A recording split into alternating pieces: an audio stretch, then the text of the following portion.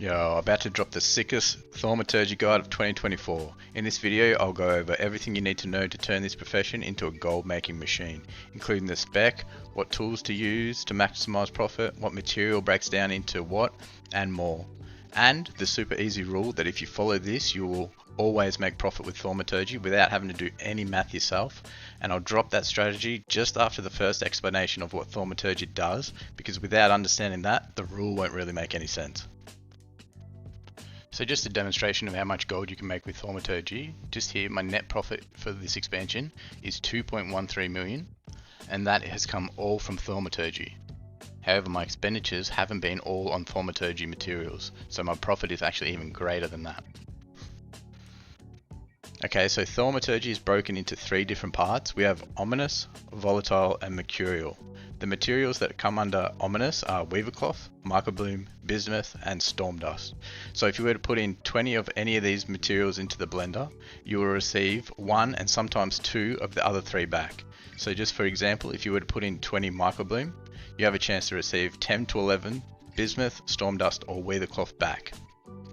Then there is volatile, which is storm charged leather, Arathor spear, iron claw ore, and blessing blossom. Lastly, there is mercurial, which is broken down into gloom chitin, auburn, acarite, and lure drop. So we've gone through the groups that each of the reagents in, but then there is another group with thaumaturgy, and this is the transmutagens. Transmutagens are materials you receive after each time you've thaumatized 20 reagents. As you can see on screen here, these are broken up into three groups again. However, this time the ominous materials, storm dust, weaver cloth, microbloom, and bismuth, come from volatile transmutagen. The volatile materials, Arathor spear, storm charged leather, blessing blossom, iron claw ore, come from mercurial transmutagen. And lastly, the mercurial materials, gloom chitin, acarite, auburn, and lure drop, come from the ominous transmutagen. Just to start off with a spec, you want to put 10 points into thaumaturgy. That's just so we can learn the first sub-specialization. And then you want to pick one of these three. And depending on the material you want to thaumatize will depend on which one you want to pick. So if you're going to put through gloom chitin, you want to pick mercurial. If you're going to put through storm charged leather, you want to pick volatile. And if you want to put through the weaver cloth or microbloom, you want to pick ominous. And then you fill these all the way up.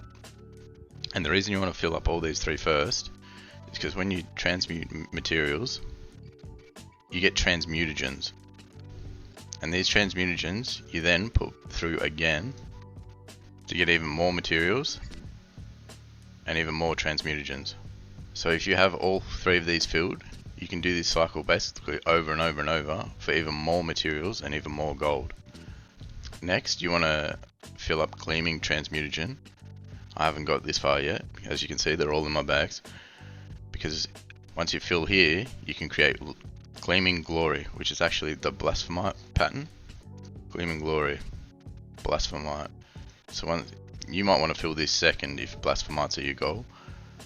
So once you've filled that, you can create Blasphemites, which are used for the jeweler's setting, which as I'm recording this video will be out tomorrow.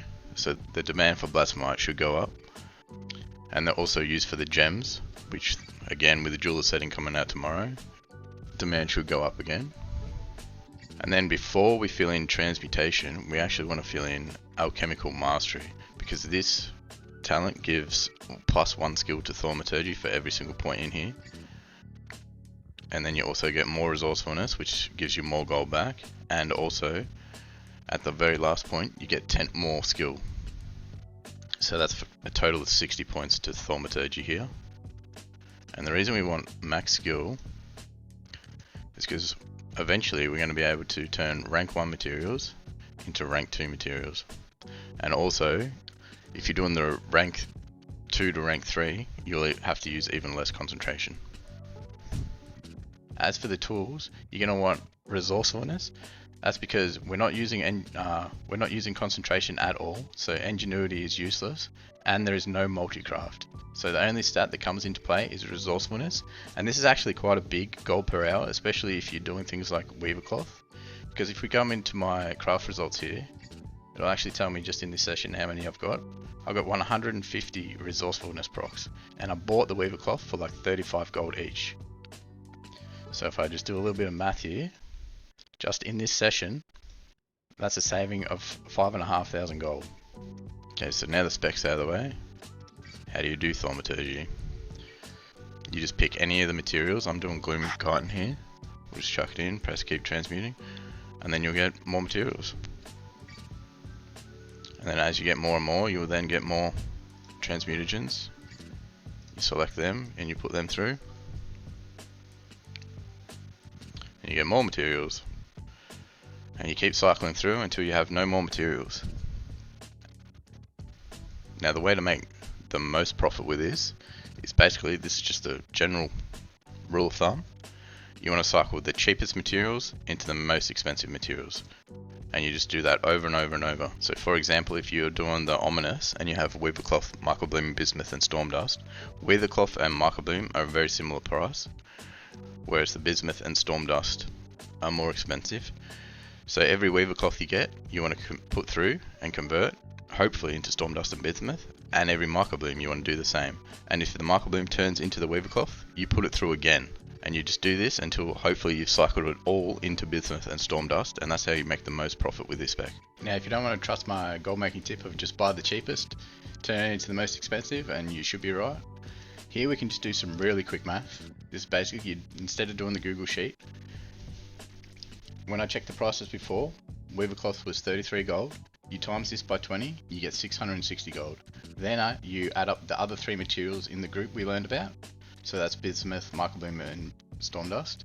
You total how much they're worth together, which is 209 gold. Then you divide it by 3 because there's obviously 3 of them to get an average. And then you times that by 11 because that's how many materials you get back out after you've sent through the 20 Weavercloth. And that comes out to 766 gold. So you know with this craft you're making 100 gold profit each time. And then we can go one further on that and you're making 100 gold per craft.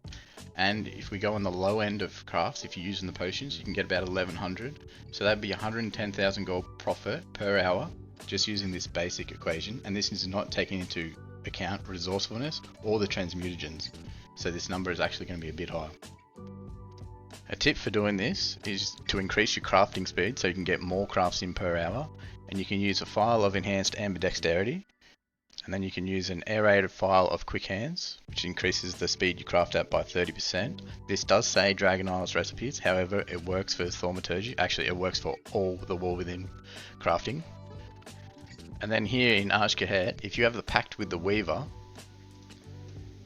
you can get a 15% increased crafting speed, and when you get further in, that goes up to 30%.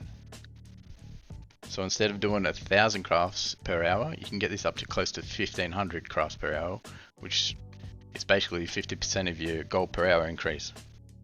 The last little tip I have is sometimes you'll select all 1,000 to keep transmuting, except it's going to stop after the second one. And the reason for that, if I do it again, it'll do it again. So it'll go through, then it'll go through, and now it's going to stop. It's because I have this 7 stack here in front of the 960 that I'm doing. So you want to move this 7 out of the way, and you just click this button and it'll no longer stop. Alright, that was my thaumaturgy guide. If you have any questions, don't hesitate to post them below. If you got any help from this video, please consider liking and subscribing. And if you want a more long-term outlook for thaumaturgy with the use of concentration, I have a video on that here. Thank you.